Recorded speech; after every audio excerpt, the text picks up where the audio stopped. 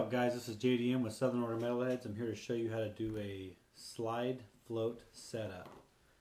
Basically what you're going to need is you're going to need one bobber stop, one slide float, the proper egg weight to go below the slide float, and you're also going to need 3 beads, just little bobber stop beads.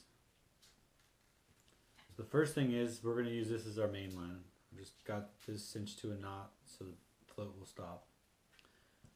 First thing we're going to do is we're going to take your main line and we're going to take this bobber stop and we're going to run that through the plastic tube.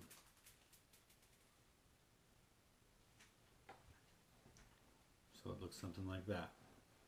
Next thing we're going to do, we're going to pinch the thread of the bobber stop and slide the plastic piece out like so. Cinch that down. Now your slide float is in control. Next we're going to do, we're going to take our bead,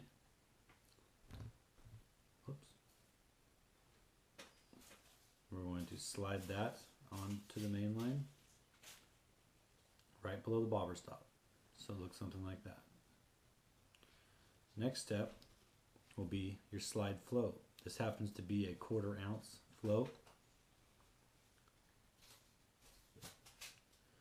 All kinds of floats out there you can use. I'm not going to mention any names, but there's a lot of brands.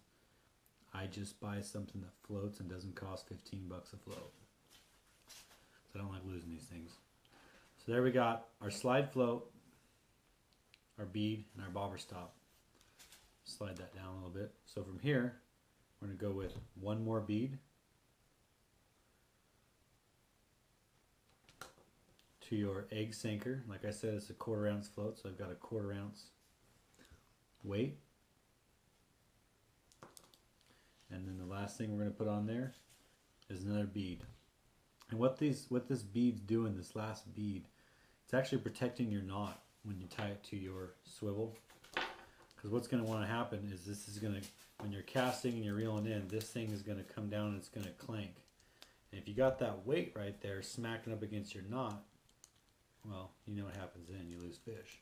You can cut your line. So from here, we're going to take the bottom of that. Once we got it all set up, we're going to tie it onto our swivel. I'm not doing any fancy knot. I'm just doing a quick little knot to get this over with. So it's going to look something like this. You got your bobber stop, bead, float, bead, weight, and one more bead connected to your swivel.